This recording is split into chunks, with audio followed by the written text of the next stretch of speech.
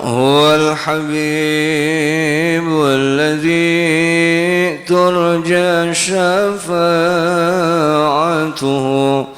لكل هول من الأهوال مقتحم يا رب بالمصطفى بلغ مقاصدنا واغفر لنا ما مضى يا واسع فهو الذي ثم معنه وصورته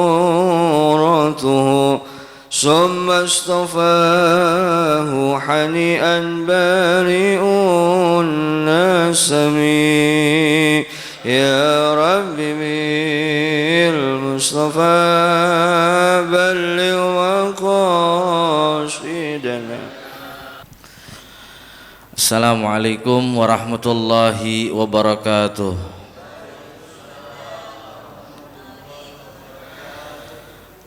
Alhamdulillah wassalatu wassalamu ala Rasulillah Sayyidina Muhammad ibn Abdillah wa ala alihi wa sahbihi wa man walah. Alhamdulillah, segala puji bagi Allah Ta'ala yang alhamdulillah pada pagi hari ini Allah Subhanahu wa Ta'ala masih memberikan kepada kita nikmat iman, nikmat Islam, nikmat sehat wal afiat, nikmat hidayah petunjuk dari Allah Subhanahu wa Ta'ala, sehingga kita bisa berkumpul di tempat yang insyaallah Allah turunkan rahmat dan berkahnya. Salawat serta salam marilah kita haturkan kepada junjungan kita, kepada kekasih kita, baginda kita Nabi besar Muhammad sallallahu alaihi wasallam beserta keluarganya dan para sahabat-sahabatnya. Ma'asyiral hadirin wal hadirat yang dirahmati Allah Subhanahu wa Ta'ala, insyaallah sebagaimana biasa pagi hari ini kita akan membacakan sebuah hadis dan juga menceritakan tentang salah seorang sahabat daripada Nabi Muhammad sallallahu alaihi wasallam. Kita baca dulu hadisnya.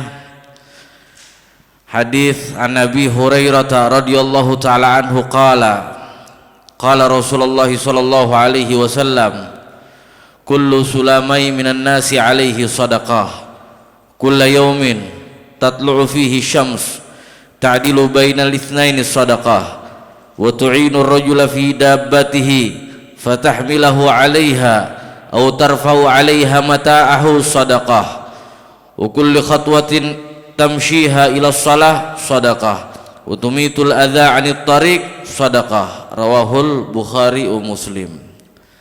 Hadis ini diriwayatkan oleh sahabat yang bernama Abu Hurairah radhiyallahu taala anhu. Abu Hurairah ini nggak asing buat kita, benar nggak? Sering kita dengar kan hadis riwayat Abu Hurairah, ya.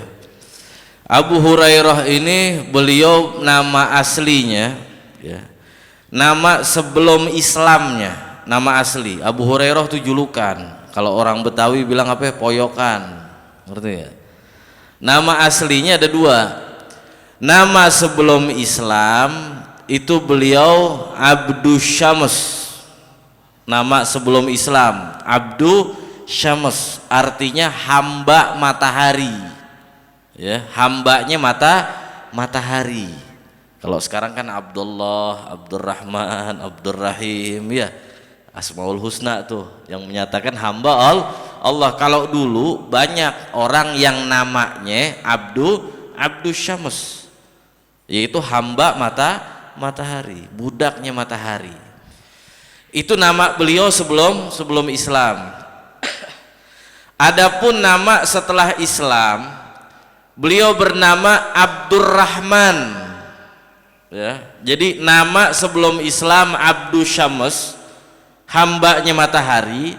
Nama setelah Islam Abdurrahman, hamba yang maha pengasih, yaitu hambanya Allah Subhanahu wa ta'ala. Jadi namanya yang kita kenal sekarang adalah Abdurrahman ibn Sakhrin. Nama bapaknya Sakhrin. Jadi Abdurrahman bin Sakhrin. Nah, Abu Hurairah ini gelar, julukan atau poyokan kalau orang Betawi ya. Sebabnya apa? Abu Hurairah ini senang sama kucing. Jadi beliau itu suka main kucing. Udah gitu seneng sama anak-anak kucing. Jadi di sela-sela waktunya kadang beliau itu suka ngasih makan kucing. Habis ngasih makan, kumpulin anak-anak kucing, ditaruh di lengan baju beliau. Nih lengan baju nih di sini. Dulu orang baju panjang-panjang, nggak kayak sekarang, tipis, ngerti nggak? Ketat.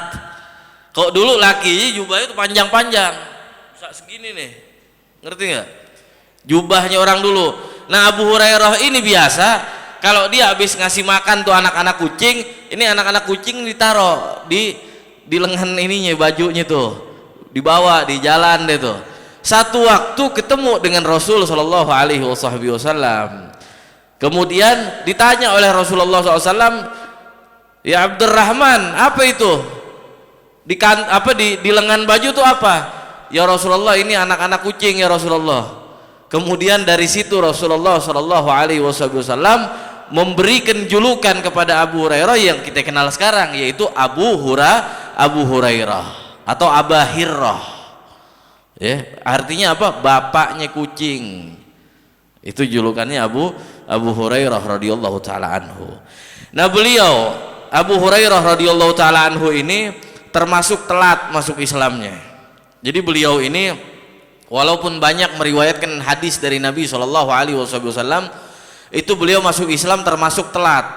Dalam riwayat beliau masuk Islam itu tahun ke-7 sebelum tahun ke-7 setelah hijrah, tahun ke-7 hijriah di Madinah.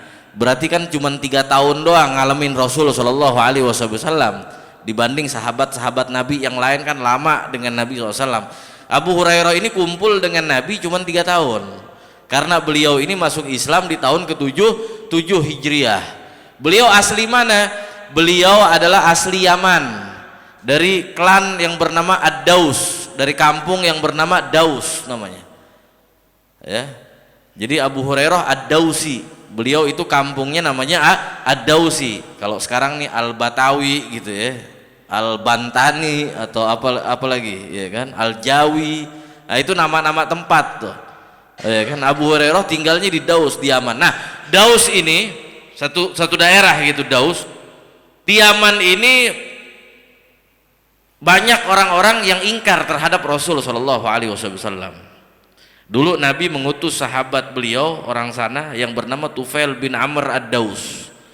Jadi Nabi utus untuk dakwah di sana, di kampung yang bernama Daus ini nggak ada satupun yang masuk Islam, bayangin. Jauh-jauh ya dari Arab ke Yaman, jauh, beda negara udah. Dakwah di sana, satu pun nggak ada yang beriman di Daus kecuali ini Abu Hurairah. Abu Hurairah beriman dan tertarik gitu dengan sosok Rasulullah Shallallahu Alaihi Wasallam.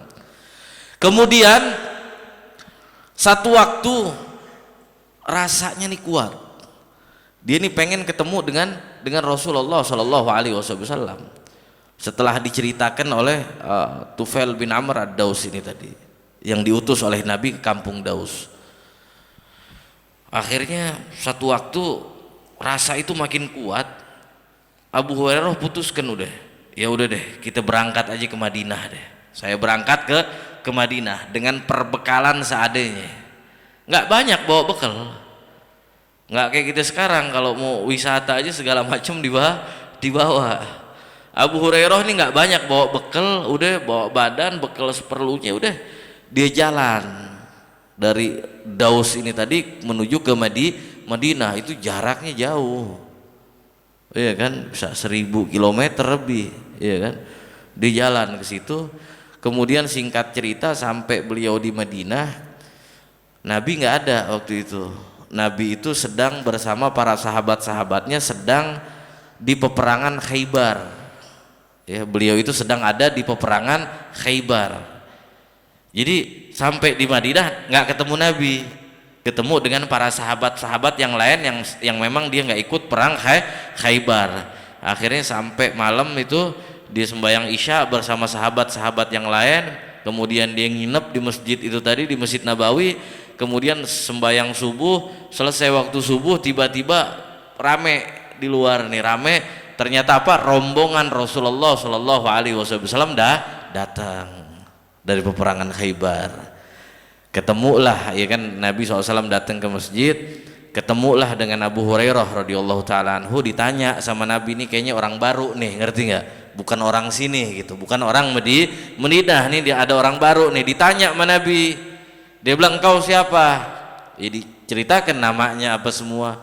Dari mana, kata Nabi? Saya dari Daus ya Rasulullah, dari Daus di Yaman. Terus Nabi bilang, kata Nabi SAW, saya nggak menyangka gitu, saya ini nggak nyangka, kata Nabi, kalau masih ada kebaikan di kampung Daus ini tadi. Karena apa ya, satu pun nggak ada yang masuk Islam waktu Nabi ngutus sahabat ke sana. Tahu-tahu Abu Hurairah datang ketemu Nabi mau masuk Islam, ditanya di apa namanya, dari Daus.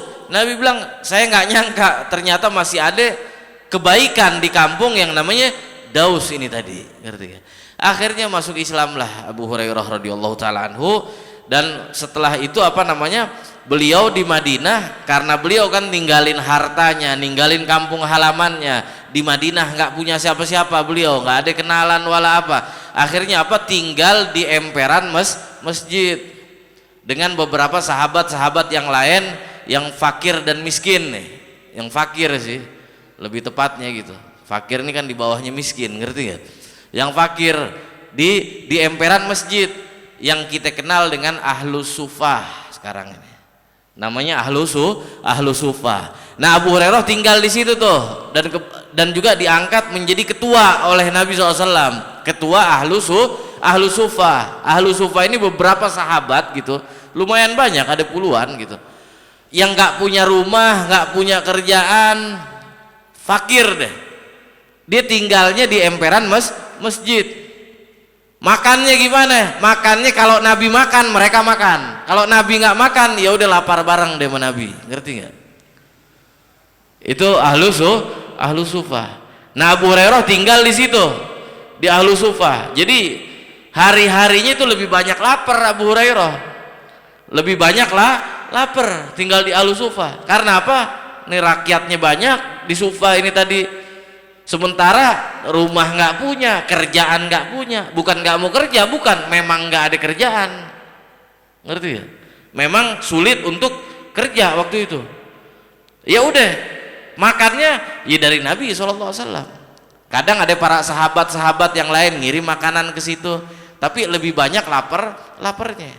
Nabi SAW dalam riwayat, beliau itu kalau beliau pulang ke rumah, kemudian ada makanan di rumah beliau, tanya kepada istri, ya kan, ya Aisyah, ya kan, ini makanan dari mana nih? Dia bilang, ya Rasulullah, ini fulan datang tadi bawa nih makanan.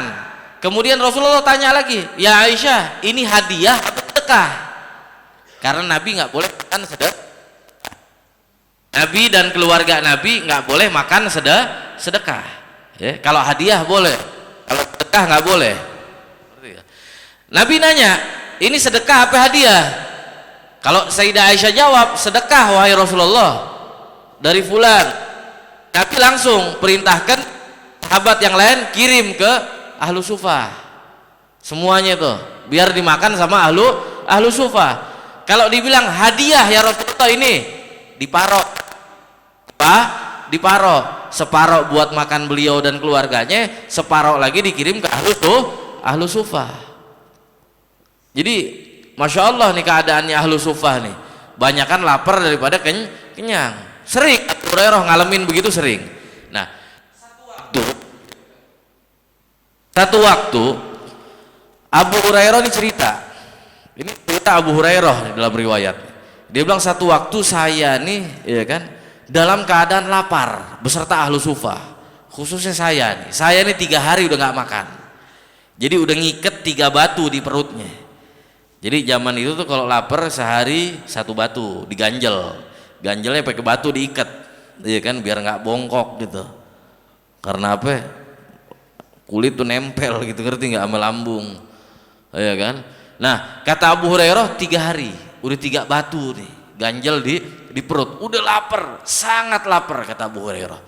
Tapi ini masya Allahnya Abu Hurairah dan ahlu sufah lain nggak mau ngerepotin orang, nggak mau minta gitu, datang kemana minta gitu, minta makan atau apa, enggak. Ini luar biasanya nih didikan Nabi ini, ngerti nggak? Dia tahan lapar tuh, tapi udah 3 hari dia nggak kuat, ngerti nggak? Abu Hurairah nggak kuat udah.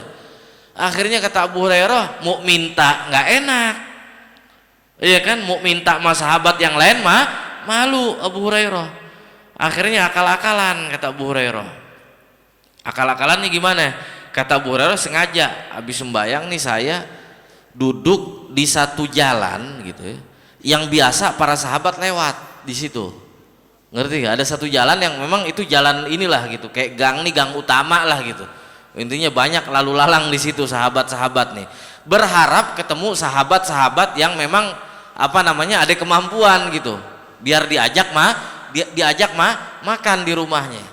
Benar, Sayyidina Abu Hurairah lagi duduk di situ, tiba-tiba Sayyidina Abu Bakar As-Siddiq lewat.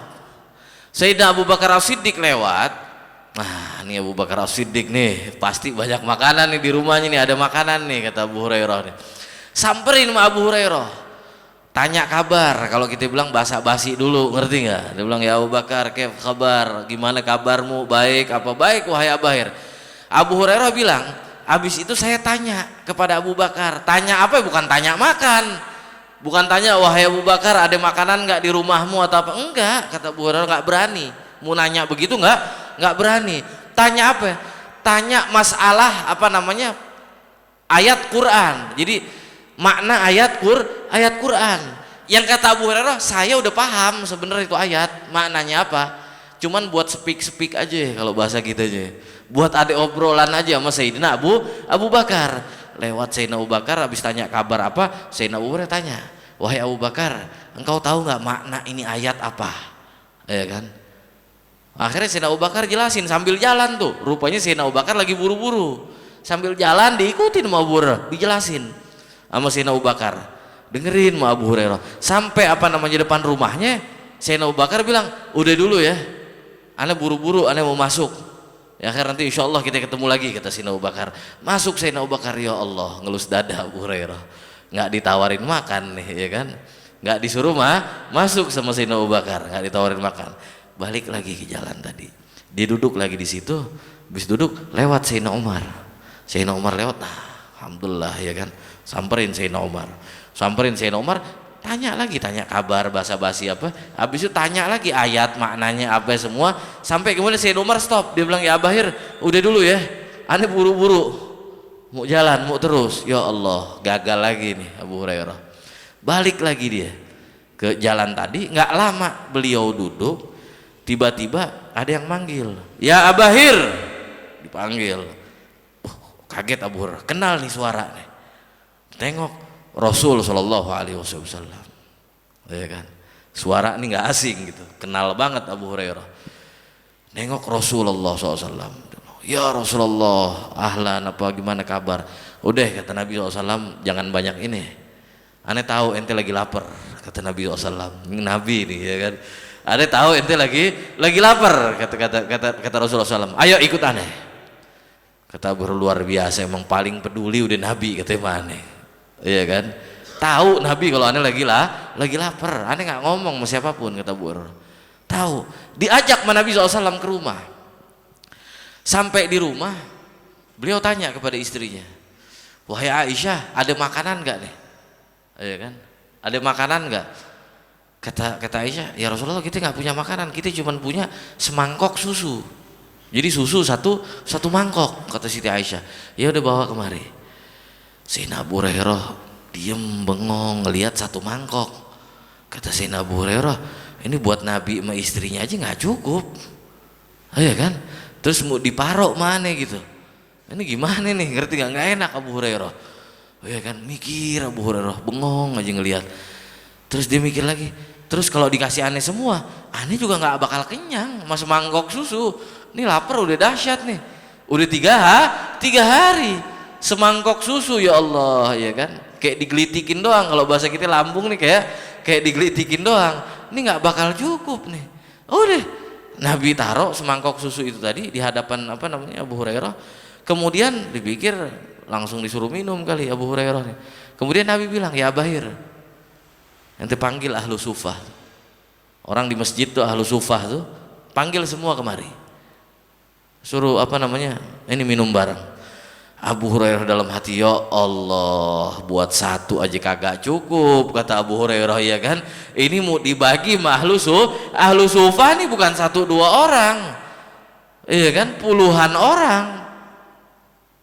Ini gimana ceritanya satu mangkok susu mau dibagi puluhan orang? Tapi karena perintah dari Nabi bilang, ya Bahir, panggil mereka, suruh minum susu sini. Abu Hurairah ada jalan taat walaupun masih banyak pertanyaan nih, ngerti nggak, di otaknya Abu Hurairah. Dia jalan, dia panggil ahlu sufah, semua datang ke rumah Nabi SAW. Ya karena kalau Abu Hurairah lapar ya semua juga pasti lapar. Nabi tahu itu. Akhirnya mereka datang ke ke rumah Nabi SAW, udah ngumpul. Baru Nabi kasih itu semangkok susu itu tadi, mulai dari kanan. Mulai dari kanan, nih sahabat nih minum, gluk gluk gluk gluk gluk, sampai kenyang, kata Nabi. Sampai kenyang. Udah kenyang, udah oper, nggak habis di mangkok itu tadi, nggak berkurang. Oper lagi, minum lagi sampai kenyang, minum sampai kenyang, terus muter sampai terakhir Abu Hurairah. Sampai kata Abu Hurairah, ketika giliran saya nih, Nabi bilang, ishrib ya Bahir, minum wahai Bahir. Saya minum, glek glek glek glek glek glek, taruh. Ishrib, minum lagi wahai Bahir, minum lagi, kata Abu Hurairah. Taruh lagi, Nabi perintah lagi, minum lagi wahai Bahir. Diminum lagi sama Abu Hurairah. Taruh, Nabi bilang, minum lagi wahai Bahir. Ya Rasulullah, udah sampai kerongkongan nih, udah nggak muat, kata Abu Hurairah. Udah sampai kerongkongan nih susu nih, udah nggak muat ya Rasulullah. Akhirnya apa? Nabi minta, ya udah bawa kemari. Akhirnya setelah Nabi minum baru habis tuh susu. Ini luar biasanya Nabi kita Muhammad Sallallahu Alaihi Wasallam. Ini dahsyat nih. Dan kita lihat juga Nabi SAW lihat, Nabi minum terakhir, menunjukkan ketawaduannya Nabi Sallallahu Alaihi Wasallam. Ini yang lebih dulu siapa nih? Fuqara masakin, kalau kita bilang sahabat-sahabat Nabi yang fakir, yang bukan sahabat-sahabat orang terpandang atau bukan, orang fakir yang nggak punya rumah, nggak punya harta, tinggalnya di emperan masjid, duduk sama Nabi, didahulukan sama Nabi SAW. Nabi terakhir tuh minum tuh. Ini kan luar biasa Nabi sayangnya tuh sama fuqara masakin. Ada kelebihan fuqara masakin lebih disayang oleh Nabi Muhammad Sallallahu Alaihi Wasallam. Nah, singkat cerita udah selesai itu. Ini mukjizatnya Nabi SAW. Nah, Abu Hurairah juga pernah cerita. Dia bilang, ada 3 hal seumur hidup saya yang bikin saya sedih. Yang paling bikin saya sedih ini ada 3 hal, kata Abu Hurairah. 3 hal itu apa? Ketika sahabat lain tanya gitu kepada Abu Hurairah, apa 3 hal itu yang paling bikin kau sedih wahai Abu Hurairah? 3. Yang pertama tentu wafatnya Nabi Muhammad SAW. Itu yang hari dimana paling sedih udah, wafatnya Nabi SAW. Oh wajar, ngerti nggak? Sedih wajar, harus sedih memang. Kalau nggak sedih perlu dipertanyakan kecintaannya, ngerti ya? Kemudian yang kedua apa? Yang kedua, Qutila Utsman, ketika Sayyidina Utsman bin Affan dibunuh. Sahabat Utsman bin Affan dibunuh oleh para pemberontak waktu itu. Sedih, kata Abu Hurairah. Yang ketiga apa? Yang ketiga, ketika saya kehilangan mizwat. Apa mizwat wahai Abu Hurairah? Dia bilang kantong makanan, kata Abu Hurairah. Sebentar, kata sahabat yang tanya nih. Kalau wafatnya Rasulullah engkau sedih, wajar. Iya, memang sedih. Semua juga sedih. Terbunuhnya sahabat Utsman bin Affan, sedih. Ini sahabat dekat Nabi, Sayyidina Utsman bin Affan, khalifah waktu itu, pemimpin kaum muslimin di waktu itu. Terbunuh, sedih orang-orang muslim. Tapi ini kantong makan ini apa hubungannya? Kantong makan gitu. Mizwat itu kayak kantong makan. Kalau zaman dulu tuh teng-tengan cuman isi makanan, isi kurma biasanya tuh. Ngerti nggak? Kecil. Kalau itu hilang, kok bisa engkau bilang itu sedih? Iya kan? Urusan kantong makan doang. Sebentar, kata Abu Hurairah. Ada cerita di balik kantong makan itu tadi. Ngerti ya? Jadi kantong makan itu hilang waktu huru-hara demo di zaman sebelum wafatnya Sayyidina Utsman ibn Affan. Kan waktu sebelum wafatnya Sayyidina Utsman ibn Affan ini chaos. Madinah waktu itu chaos. Kalau bicara negara saat ini nih chaos. Banyak pemberontak masuk, apa kerusuhan lah. Gitu, ngerti nggak? Nah, pas lagi chaos itu rumah saya dibobol, kata Abu Hurairah. Kemalingan. Nah, mizwat itu hilang, diambil sama tuh maling. Nah, kenapa sedih? Ini ada cerita di balik kantong ini tadi. Apa ceritanya? Jadi dulu saya waktu ikut peperangan bersama Rasulullah SAW di akhir-akhir hayatnya Rasulullah SAW, ya, di peperangan tersebut pasukan muslimin ini kehabisan bekal. Jadi kita ini dan beberapa pasukan lain nih, satu batalion ini tadi kehabisan bekal, ya kan? Nabi juga kehabisan bekal. Akhirnya tanya Nabi, ada nggak yang punya makanan apa gitu? Kata Abu Hurairah, saya bawa kantong itu, kantong korma itu tadi, ya kan, yang isinya ada kurang lebih 10 butir apa 11 butir gitu korma, ya kan, dibawa sama Abu Hurairah. Dibilang, ya Rasulullah, saya masih punya nih, tinggal sisa 10 atau 11, lupa saya gitu, saya yang lupa maksudnya ya, 10 atau 11 gitu ya, itu butir korma, ada tinggal segitu ya Rasulullah. Ngerti gak? Ya mana cukup buat satu batalion, ngerti gak? Mana cukup buat satu batalion. Akhirnya udah bawa kemari, kata Nabi SAW, bawa kemari kantongnya. Dibuka kantong tersebut oleh Nabi SAW, diambil korma itu satu persatu dipegang oleh Nabi, dibacakan Bismillahirrahmanirrahim, dipisahin sama Nabi. Satu lagi dibacain Bismillahirrahmanirrahim, dipisahin sama Nabi. 1 sampai 10 atau 11 ini tadi gitu ya. Selesai, ya kan, dimasukin lagi ke kantong. Udah Nabi panggil nih satu peleton nih tentara nih, ya kan, dipanggil sama Nabi satu-satu, ambil tuh korma, ambil itu korma dari kantong, ya kan, baca bismillah, ambil korma, segenggam, nggak habis tuh korma, ngerti ya? Selesai, kata Abu Hurairah, selesai kantong korma itu tadi, udah satu pasukan udah makan, terakhir Abu Hurairah ambil. Selesai makan, kata Abu Hurairah, dikasih lagi kantong itu kepada saya, kata Abu Hurairah. Kemudian Nabi bilang, wahai Abahir, pegang nih kantong ini tadi, ya, jangan ditumpahin, jangan ditumplekin.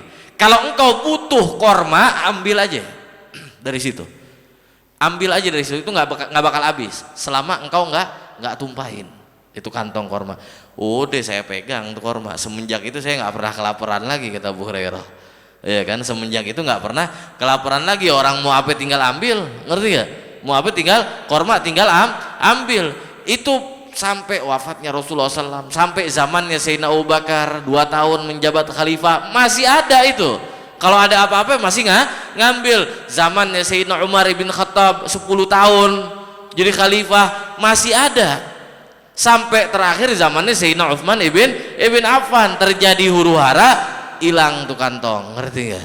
Sedih, kata Abu Hurairah. Itu kenang-kenangan dari Nabi SAW yang mukjizatnya masih dirasakan puluhan tahun setelah wafatnya Rasul SAW.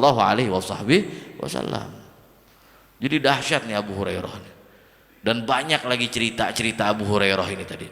Nah, kemudian Abu Hurairah ini salah satu yang istimewa dari Abu Hurairah, beliau itu kumpul sama Nabi singkat, cuman 3 tahun, tapi menjadi perawi hadis paling banyak, ya.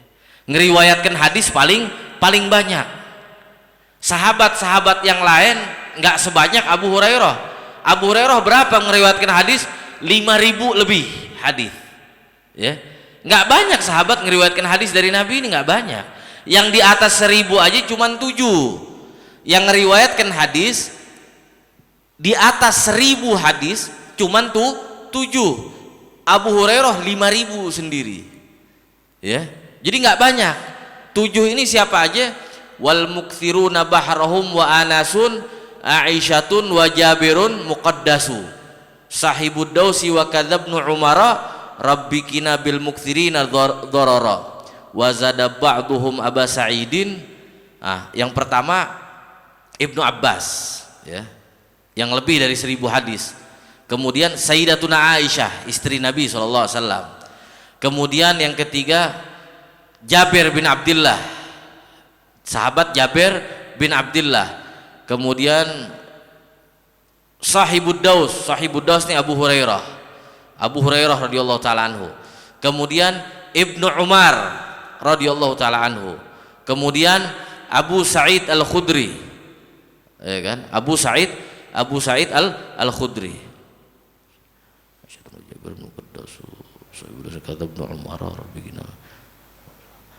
Satu lagi saya lupa nih, satu lagi itu baru 6 ya. Alhasil Abu Hurairah ini tadi termasuk daripada 7 orang itu tadi, termasuk dari 7 orang itu tadi. 3 tahun kumpul sama Nabi, tapi hafalan hadisnya paling banyak. Kenapa? Karena dapat doanya Nabi SAW. Jadi waktu awal-awal Abu Hurairah kenal Nabi SAW, beliau selalu duduk di mana Nabi duduk. Majelisnya Nabi nggak pernah lewat. Ini Abu Hurairah duduk di majelisnya Nabi, terus Nabi pernah bilang Nabi, siapa orang di satu majelis nih, siapa orang yang membentangkan ridanya, kata Nabi SAW, membentangkan ridanya saat aku datang, ya kan? Kemudian selesai majelis ini tadi diambil ridanya, kemudian ditaruh di dadanya, maka akan aku doakan, kata Nabi SAW, agar dia punya ingatan kuat, nggak lupa, kata Nabi SAW. Akhirnya kata Abu Hurairah, saya praktekkan tuh pas Nabi ngomong gitu.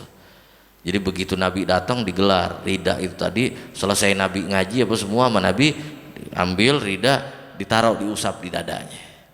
Kata Abu Hurairah, semenjak itu sampai hari ini tidak ada satupun perkataan Nabi SAW yang saya lupa. Itu kata Abu Hurairah. Tidak ada satu kata pun dari Nabi SAW yang saya lupa, kata Abu Hurairah.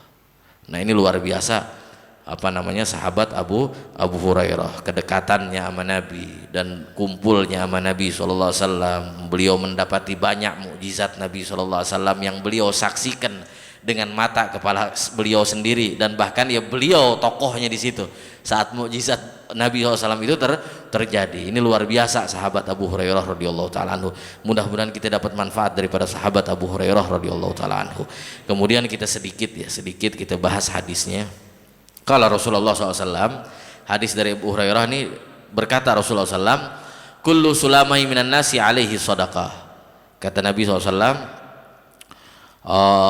setiap sulamai, ya kan, setiap ruas jari, sendi dalam diri kita nih, ada berapa sendi itu? Ada yang bilang 300 berapa, 360 apa berapa sendi, persendian, ya, sendi jari tangan apa. Kata Nabi SAW, setiap ruas jari kita ini, sendi kita, persendian kita itu alaihi sedekah, atasnya itu sedekah. Jadi harus sedekah, harus ada sedekahnya, harus disedekahin kalau kita bilang. Setiap ruas sendi kita, sedekahnya gimana? Kata Nabi SAW, kulla yaumin tatlu'u fihi syams, setiap hari terbit matahari. Maksudnya ketika kita mulai aktivitas, ya. Setiap hari terbit matahari. Ta'dilu bainal itsnaini shadaqah. Ta'dilu bainal itsnain shadaqah. Mendamaikan 2 orang yang berselisih itu sedekah bagi seluruh tubuh kita. Jadi dapat tuh tiap persendian kita, ketika kita mendamaikan 2 orang yang berselisih, dapat pahala sedekah. Ini kan luar biasa nih. Ngerti nggak? Di lain sedekah, ketika kita mendamaikan orang, itu pahalanya besar dari Allah Subhanahu wa taala. Makanya kalau ada orang berantem, ya, kalau ada tetangga kita, teman kita, atau siapa di lingkungan kita, kalau mereka ada yang ribut, ada yang salah paham atau apa, jangan malah dikomporin. Ngerti nggak? Jangan malah dikomporin, tambahin, dibumbuin cerita lagi, ngerti nggak? Ya kan, ada satu orang kesel nih, si A kesel sama si B, si A nih ngadu sama kita, tuh si B tuh ngomongin gue begini, ya kan? Kita nih selaku yang diajak curhat nih sama si A nih, ya kan? Harusnya ngademin, bukan malah nambahin. Oh iya bener tuh, kurang tuh, kemarin dia malah ngomong begini, ya kan, tentang ente nih, ya kan? Oh lebih jelek lagi nih, begini, malah tambahin. Akhirnya orang makin ribut. Itu namimah namanya, iya kan? Nggak masuk surga tuh an-namam, orang yang ngadu domba. Sebaliknya orang yang mendamaikan orang itu bakal masuk surganya Allah Subhanahu wa taala, dan juga ya kan seluruh tubuhnya mendapatkan pahala dan keistimewaan sedekah. Kita tahu kan pahala sedekah gimana? Ngerti nggak? Kita sedekah manjangin umur, sedekah banyakin rezeki, sedekah jauhkan kita dari bala. Nah ketika kita mendamaikan orang tersebut, dapat tuh semua itu. Ngerti nggak? Jadi kalau ada tetangga kita atau apa ribut atau apa, akurin. Ngerti nggak? Ademin, iya kan? Jangan malah dikompori. Kalau perlu bohong-bohong dikit nggak apa-apa. Ngerti nggak? Buat yang penting apa? Dia ini akur, dia ini adem. Ada orang mau berantem, ya kan? Nih buat yang laki nih, lagi di luar. Ada orang mau berantem, ya kan? Jangan malah dijorokin gitu, ayo terus, ya kan? Jangan, ambil pundaknya, ajak duduk, biar reda marahnya. Ngerti gak? Biar reda dia punya marah, jangan malah dijorokin, biar berantem. Nah itu tadi. Ini pahala dahsyat kalau kita damain orang yang berselisih, siapapun. Ya kan pasti ada namanya orang ya berselisih atau apa, ini kita damain deh, ngerti gak? Kita damaikan agar dapat pahala sedekah itu tadi yang luar biasa dari Allah Subhanahu wa taala. Kemudian yang berikutnya, wa tu'inur rajula fi dabbatihi fatahmilahu 'alaiha aw tarfa'u 'alaiha mata'ahu shadaqah. Kata Nabi SAW, engkau membantu seseorang fi dabbatihi, ya kan? Naik kendaraannya. Kalau dulu kan naik onta atau naik kuda, mungkin ada orang tua atau apa harus rada diangkat begitu, dia nggak bisa naik sendiri, ngerti nggak? Itu sedekah buat seluruh anggota tubuh kita. Atau tarfa'u 'alaiha mata'ahu shadaqah, atau bawa barangnya dia, bawa barangnya orang, bukan bawa kabur, bukan, ngerti gak?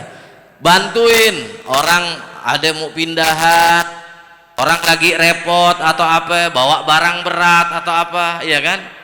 Kita turun, ya kan? Bantuin tuh, tenteng, sedekah, ngerti nggak? Atau kita ditanjakan, ketemu tukang bakso, dorong gerobak, nggak naik, ngerti nggak? Turun, bantuin, tuh sedekah tuh, dapat tuh. Seluruh anggota tubuh kita dapat sedekah. Gampang kan begitu? Iya kan? Gampang, nggak sulit. Orang pindahan atau apa, bantuin bawa barang. Orang lagi bangun rumah, ya kan? Orang lagi bangun rumah, bataknya apa semua bawain, ya kan? Jangan satu batak 1.000 perak. Satu batak 1.000 perak lain lagi ceritanya tuh, ya kan? Itu lain lagi. Kita bantuin, dapat tuh, ngerti nggak?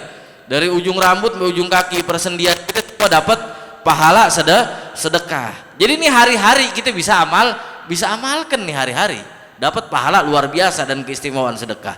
Kulli khatwatin tamshiha ila shalah sedekah, dan setiap langkah kaki yang kau jalankan untuk sholat sedekah. Ngerti gak? Kita sembahyang datang nih ke masjid nih, iya kan? Setiap langkah kaki kita ini itu sedekah buat apa? Buat seluruh persendian kita. Jadi bukan kaki doang yang dapat pahala, tapi seluruh persendian kita, ya kan, dari kepala sampai ujung kaki ini itu sedekah buat dia tuh, buat seluruh persendian kita. Ini kan gampang, hari-hari kita jalanin, ngerti nggak? Iya kan? Kemudian watumitul adza anit thariq sedekah. Dan satu hal lagi yang gampang banget, yaitu menyingkirkan gangguan di jalan, itu sedekah. Sulit nggak nih semua nih? Hah? Ini dari awal sampai akhir tadi sulit nggak? Enggak, gampang. Hari-hari bisa kita praktekkan. Tumitul adza anit thariq nih, nyingkirin gangguan di jalan. Kita lewat di jalan ada beling, singkirin. Buang ke tempatnya, ke tempat sampah. Jangan buang dilempar ke depannya, ntar orang yang depan kena juga gitu, bukan. Tapi ambil, ya kan, cari tempat sampah, emang tempat buangnya gitu, buang di situ. Ada paku di jalan, oh kesian nih, ada motor ntar lewat, bannya bocor, ya kan, atau ada orang, ya kan, keinjek paku, bisa kena tetanus ntar apa, ya kan, singkirin. Tumitul adza anit thariq sedekah. Ngerti gak? Kemudian apa namanya, banyak lagi, ada kulit pisang mungkin di pinggir jalan, kita singkirin biar orang nggak kepleset, sedekah. Kita bersihin jalan biar orang jalan tuh enak, sedekah buat anggota badan kita, gampang. Jangan lihat sepelenya ya, jangan lihat urusannya kok sepele nih. Kata Nabi SAW, la tahqiranna minal ma'rufi syai'a, jangan kau meremehkan perbuatan baik walaupun kecil. Berapa banyak nih, ingat, orang yang masuk surganya Allah Subhanahu wa taala karena hal kecil tadi. Karena hal kecil tadi yang sepele, ngerti nggak? Tapi berapa banyak Allah masukkan hambanya ke dalam surga karena hal kecil. Sebagaimana mungkin kita tahu sebuah kisah gitu ya, ada seorang wanita di zaman Bani Israel itu yang profesinya kurang lebih lah, nggak perlu disebut ya, profesinya wanita malam lah, kurang lebih gitu ya, ngerti ya? Itu dia profesinya hari-hari itu. Satu waktu, ya kan, dia ini kehausan di satu padang pasir gitu, kehausan. Ada sebuah sumur di situ, dia berusaha ngambil air dengan sepatunya, ya kan, dengan sepatunya, dia dengan sendalnya, bukan sepatu, sendalnya. Dia ambil air itu tadi, mungkin nimba gitu, diikat sendalnya apa biar ada air gitu, ngerti nggak? Walaupun nyangkut sedikit juga nggak apa-apa ya. Ketika akan dia minum, udah bersusah payah nih mau dapetin air nih, ya kan? Dia susah payah, dia ngelihat seekor anjing kehausan, kehausan. Di sisa-sisa tenaganya yang terakhir ini tadi, dia kasihkan air itu kepada seekor anjing. Terenyuh hatinya di situ, timbul rahmatnya. Kepada apa? Kepada makhluknya Allah Subhanahu wa taala. Dikasih itu tadi apa? Anjing itu tadi dikasih air. Kemudian wanita ini wafat, meninggal. Kata Nabi SAW, ini wanita ini di surganya Allah Subhanahu wa taala. Perbuatan baiknya sepele. Ngerti nggak? Perbuatan baiknya kecil. Ngerti nggak? Tapi nilainya di sisi Allah luar biasa. Karena kalau perbuatan kecil nih masyaallah hadirin, perbuatan yang kecil yang remeh itu lebih dekat kepada ikhlas. Paham nggak? Iya kan? Kita nyingkirin beling di jalan, emang kita ada pengen apa di situ? Hah?